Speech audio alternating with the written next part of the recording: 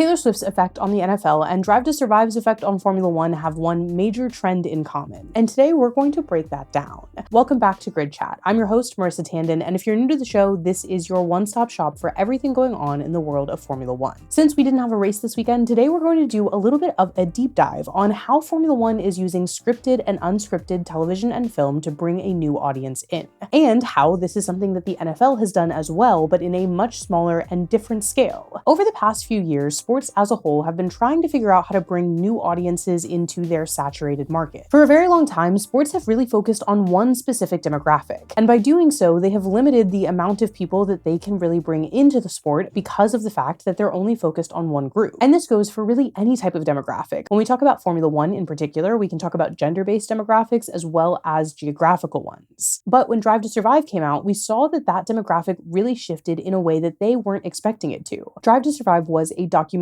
series, but the way that it really was formatted felt like it was bringing the reality television lens to sports. And because of the timing of the series as well as the tone of it, we found that the demographic that responded to this overwhelmingly was both female and American. Now, that was a huge untapped audience for Formula One, and they did really lean into that. We've seen the show continue to put out seasons since 2019, but we have also seen Formula One lean into scripted programming in addition to unscripted programming because they are trying to bring more of that audience in. Now, Drive to Survive was incredibly successful across the board, so much so that we saw both the production company, Netflix, and other leagues and streaming platforms attempt to recreate the same success level. Box to Box, the production company behind Drive to Survive, has utilized that format for a number of different sports, including golf with Full Swing, Breakpoint with tennis, and most recently, SEC football with Any Given Sunday.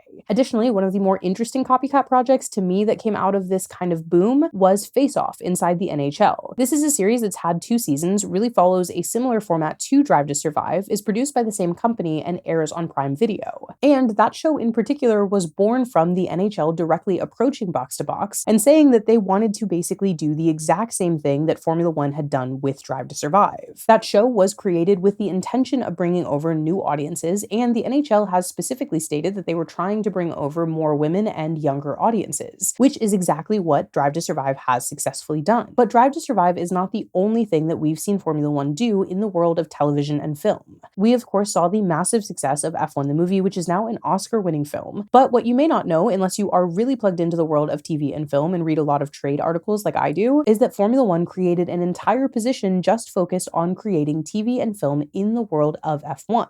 And from the creation of that position, we have seen a number of TV shows, both scripted and unscripted, go into development and hit your TV screens. But before we go into all of the F1 projects that we're seeing, let's talk about that Taylor Swift and NFL connection and how they have started a model that could show success for F1 themselves. When Taylor Swift started dating Travis Kelce, we know that there was a huge boom of new fans for the NFL, and that with that, a totally new marketing strategy focused on a totally different demographic than typical boomed in the NFL. And something that came out of that was not just people starting to watch the Kansas City Chiefs or rooting for Taylor's boyfriend's team, but also the NFL attempting to make their own scripted version of a football romance. The NFL launched an official partnership with the Hallmark Channel, and in doing so, they have been releasing official NFL-branded romantic comedies on the Hallmark Channel each year. This movie came out in 2024 and was called Holiday Touchdown, a Kansas City Chiefs love story. The official summary of this movie was, a diehard Kansas City Chiefs fan and her family are competing to win the team's Fan of the Year contest in a process judged by Derek, the director of fan engagement. The film stars Hunter King as Alana, Tyler Hines as Derek, and Ed Bedgley Jr. as Alana's grandfather Paul. The movie itself not only featured a ton of Kansas City Chiefs branding, but it also filmed inside Arrowhead Stadium as well as a number of locations around Missouri. Now, the really cool thing about this was that the NFL kind of had a meta commentary on the actual love story that everyone was so obsessed with. This movie was an official co-production between the NFL and Hallmark, and ultimately, I'm sure that there are people who watch Hallmark movies every Christmas season and for the first time watched an NFL-based movie and potentially gained a little bit of interest in football itself. And the movie was successful enough that the following year we saw the NFL make a sequel. This one was called Holiday Touchdown, a Bills love story. This one starred 2 of my favorite previous teen heartthrobs if you were into teen TV back in the day, with Holland Roden from Teen Wolf starring as the female main character, and Matthew Daddario from the Shadowhunters television show starring as the male main character. According to IMDb, this one, the official summary is, the movie centers centers around the Quinns and the DeLucas, who have lived next to each other for decades in the shadow of Highmark Stadium, the home of their beloved Buffalo Bills. With their longtime friendship being rooted in being proud members of Bills Mafia, the two clans have enjoyed cherished traditions that revolve around cheering for their favorite team, especially at the holidays when they celebrate the last home game before Christmas. Pediatric doctor Morgan Quinn and the Bills' VP of Stadium Development Gabe DeLuca have always been close friends, but Gabe has always held a torch for her, a fact obvious to their families and everyone else who crosses their paths. When Morgan learns from her uncle Tommy that someone anonymously helped her family get by after he was drafted more than 60 years ago, and that he continues to receive a Christmas gift each year to this day, she decides to find his benefactor and give her uncle a Christmas he'll always remember. Aided by Bills Mafia friends of hers, Morgan and Gabe work together to unwrap the gifter's identity. Along the way, Gabe's love for Morgan deepens, and in turn, she begins to see him in a new light, though neither is daring enough to admit their feelings. Meanwhile, Morgan's hopes of pulling off her surprise for Uncle Tommy get sacked. That is, until Gabe takes matters into his own hands and loses his connections with the Bills to pull off the surprise of a lifetime for Morgan and both of their families that will make this a Christmas they will never forget. Now, if you don't follow the NFL, one thing you may not know is that, of course, one of the other big sort of star Hollywood relationships that has come out of the NFL is Hailee Steinfeld and Josh Allen, who is in fact the quarterback for the Bills. So we're seeing the NFL kind of utilize this space where we're seeing Hollywood romances become a big part of pop culture. We're seeing fans of those Hollywood stars become big fans of the NFL after being introduced to it through that relationship. And now we're seeing the NFL attempt to make their own scripted versions of those realities to maybe bring in a different audience each year during the holidays. Timing-wise, it's perfect for the NFL season, and it taps into a market that we wouldn't normally see the NFL or professional sports try to lean into.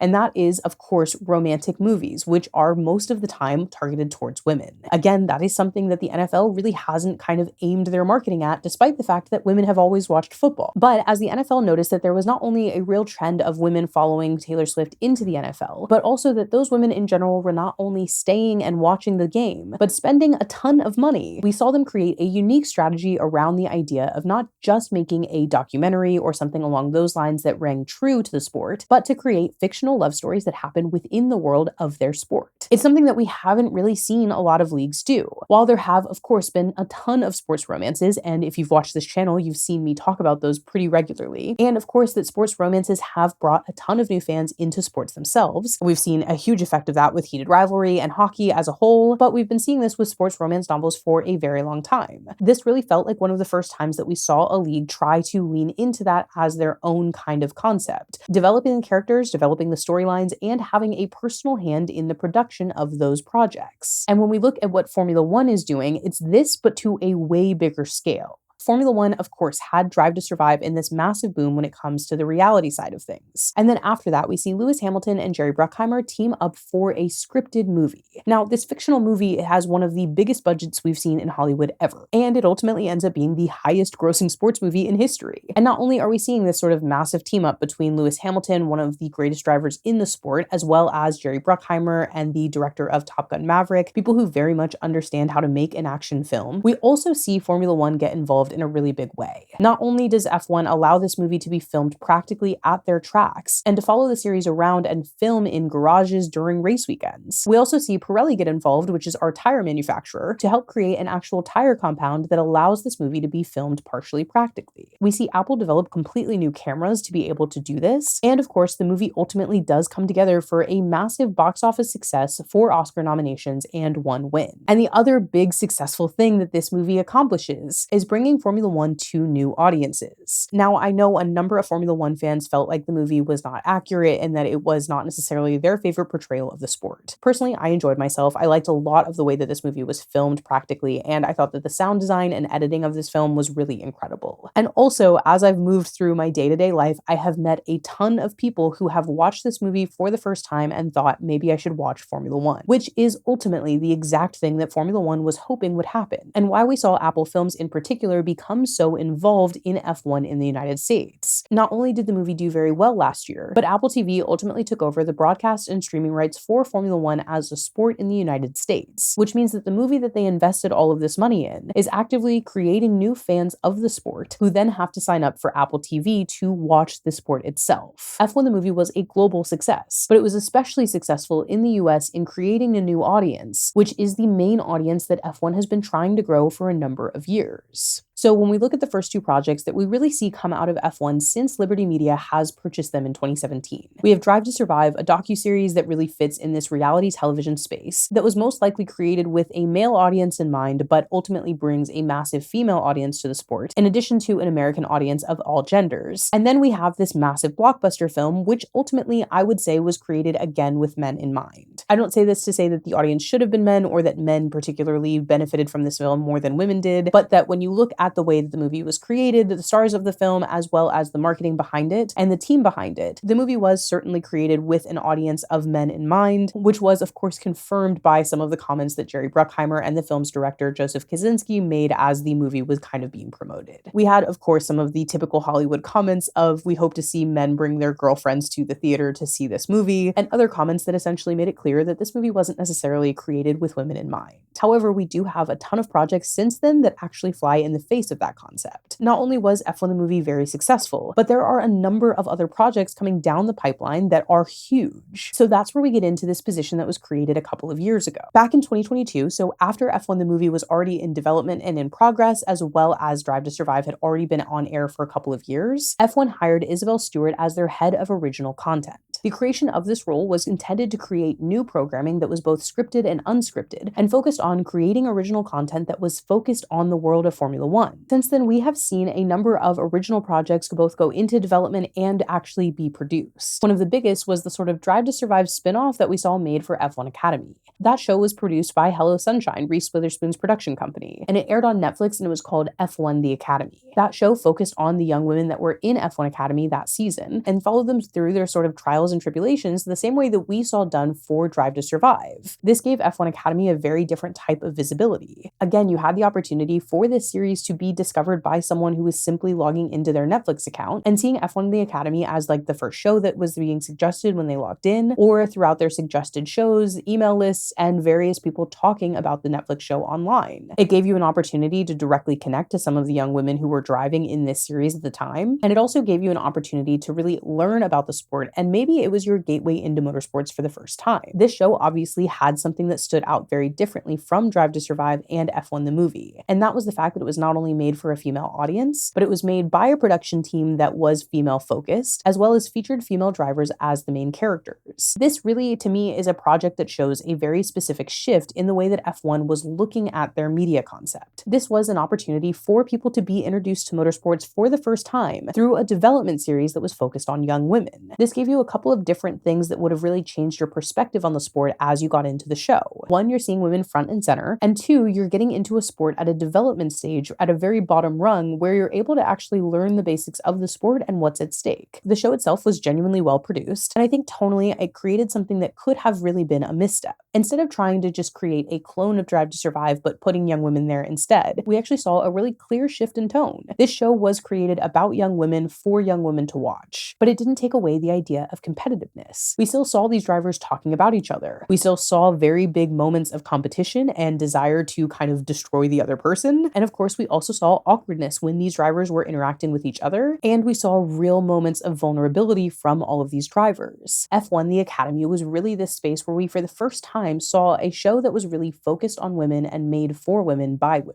And I think that was a really interesting step forward in some of this content. Now, of course, F1 The Academy is not the only show we've seen put into development by this team. In addition to unscripted content that sort of focused on a documentary style thing that we already knew would work, we've now seen Formula One actually develop a television show that was specifically made to be scripted fictional content. In December of 2024, we saw Amazon Studios officially announce that they had put a project into development with Formula One. This was a scripted drama series called One. Felicity Jones was attached not only to star, but also to serve as an executive producer. And One was officially the very first sanctioned scripted project that Formula One put into development. That means that Formula One was not only sort of allowing their branding to be utilized the way that it was in the F1 movie, but also actually being involved in the development of the show itself. According to the Variety article that came out announcing this development deal, One will focus on a failing family-owned racing team led by Jones's character as it contends with fierce personalities, ever-changing rivals, and multi-million-dollar stakes. While we haven't seen any updates and the show seems to still be in active development with Amazon, this is a really big move that it really marks an interesting concept here career in Formula One and their strategy. The idea of a scripted television series focused on a female-led team that's not only family-owned but really struggling also feels familiar to some of the stories that we're aware of in Formula One. The summary in particular, without much knowledge of the project itself, really reminds me of the story of Claire Williams and Williams Racing and how all of that went down. While I'm sure that this is not a one-to-one life story of Claire Williams and Williams Racing, it does speak of a world where it feels like it would be genuinely possible in the world of Formula One, and that it reminds you of some real stories that have happened in this space. What's interesting about this as a whole is that should that show actually hit Prime Video, you would certainly see a number of people that had never heard of Formula One watch that show for the first time, become very interested week to week of what that world looks like, and have an opportunity in a way that the F1 movie wouldn't to really lock in on specific characters, specific roles on a team, and of course week to week drama that it really focuses the same way that Formula One does. A scripted drama series not only starring Felicity Jones, but also having the actual development hands of Formula One itself really gives you this opportunity of a very genuinely true to life kind of story that also focuses on enough drama and excitement that might entice a new audience into the world and then ultimately bring them into the sport itself. Now, projects go into development all the time, and not every project ultimately gets made. And not all of the projects that you're seeing go into development when we're talking about F1 and TV are officially sanctioned projects. For example, back in 2023, CBS announced that they had put a workplace comedy in development with Gunther Steiner. And that show, while it doesn't ever really seem to have made it out of development, also doesn't appear to have had Formula One on as an official sanctioned project. The last update that we had of that project back in 2023 was that it had been put into development, but that it didn't have a writer attached or a studio attached either. My guess is that most likely that project isn't going forward, but truly you never know what's going on with these things. And in general, it would have been an interesting concept, a little bit of The Office meets Formula One with a Gunther Steiner-like character at the helm of it all. And of course, there's also another project that has gone into production and I believe is in post right now, which is a Formula One romance movie based off of a Wattpad novel. That project was based off of a Wattpad novel called Drive, written by Tamara Lush, and that movie was being produced for Prime Video in Germany. Though I will point out that even though the book itself was a Formula One romance specifically, all of the kind of discussion of the project as a film that we're seeing do not use the words Formula One. Instead, we see motorsport, a cocky driver, and a tire changer, which are the kind of people that are involved in that romance. It's also been described as a grumpy sunshine dynamic and an enemies to lovers romance. However, while that project certainly doesn't seem to be sanctioned by Formula One, that doesn't mean that Formula One won't lean into romance as a concept that they would develop projects around. Whether that's in a television format or a movie format, it stands to reason that as Formula One and sports romance as a whole have continued to get more and more popular, we may also see Formula One themselves get involved in creating something in that space. The interesting thing that we're seeing out of a lot of these projects is really the audience that they're trying to bring in. Not only have we seen official TV and film projects come out of this partnership and out of this kind of creation of a content studio, we've also seen partnerships with content creators. One of the projects that stood out to me personally was the project that they had with Amelia of Chicken Shop Date fame. In this series, she announced that she does not have a driver's license, and she was taught to drive by a number of Formula One drivers. We saw a number of different episodes where, on a closed course with different Formula One drivers, including Oscar Piastri and Carlos Sainz, we actually saw her attempt to learn how to drive for the very first time. The show brought her normal, unique brand of charm into a different world of Formula One, and it really came after the success of her Chicken Shop Date with Lando Norris. So we saw Lando Norris kind of go on her show, and Formula One saw the success there, and then we actually saw her come in as a host of an official show that was an official partnership with Formula One. Again, Amelia taps into a different audience than Formula One typically does, and after her Chicken Shop Date with Lando Norris, I saw a number of people discover quote-unquote Lando Norris for the first time. And by looking at that success and then actually developing a show with her hand in hand, we saw her content style elevated to something she couldn't have done, i.e. have Formula One drivers teaching her how to drive on closed tracks, and a comedic style and kind of audience that she brings to Formula One that they wouldn't have found without her as well. Overall, for a sport that is very genuinely looked at as an extremely exclusive one, we're seeing the idea of film, television, and online content be utilized in a way that would bring a very different audience and feel a lot less exclusive in this space. And that's a really good thing. The more we see this sport open themselves up to a larger audience, the more that that sport will thrive, grow, and really expand outside of the typical audience that they had kind of reached saturation with. And by working together to really create kind of scripted and unscripted projects across TV, film, and online content, we're seeing Formula One really broaden the idea of who they're willing to welcome into the sport and how they're willing to do it. Personally, I have talked a ton about how romance novels and sports romance in particular have brought a new audience into this sport. And we've looked and seen the trends that are happening across different sports, like we've talked about with Taylor Swift, Hailee Steinfeld, and the NFL, and of course how we've seen the same thing happen with shows like Heated Rivalry or the effect that Challengers had on tennis. The interesting part about those shows in particular is that those were not officially sanctioned by the sport, and we haven't necessarily seen those sports lean into potentially creating new content themselves. Formula One, on the flip side, has noticed the way that new fans are coming to this sport. They're noticing that new demographics are coming to this sport, and they're using film and TV and their ability to develop it themselves as a way to welcome new people into this sport. Personally, I really hope that we ultimately see this Felicity Jones drama make it to air, and I'm excited to see what other projects may come out of this space. We already know that F1 the movie has been granted a sequel, and so we'll be seeing them on the big screen again, but I really think that scripted television, a week-to-week format, or even a binge, would reach an entirely different audience than the ones that are going to the movie theater. Should Formula One become this thing where just as you're going through your normal scroll trying to find a new television show, you ultimately find a TV show that focuses on a female Formula One boss and her failing family business that she's attempting to kind of rescue, as well as all of the intense personalities, drama, and intensity of the sport itself, where week to week you find yourself curled up on the couch watching, talking about the show with your friends, maybe even writing a little bit of fan fiction about it, shipping characters, and getting involved in the fandom space as a whole. Everything that comes with a TV show being successful and well written ultimately creates this huge bubble that definitely brings new fans into the sport that never would have heard about it otherwise. Formula One really deciding to do this directly on their own and to partner with massive studios, creators, and production companies that have been successful in these spaces before really signals an interesting understanding of how to create your own audience, as well as how to welcome a new audience from a different space that most sports aren't tapping into.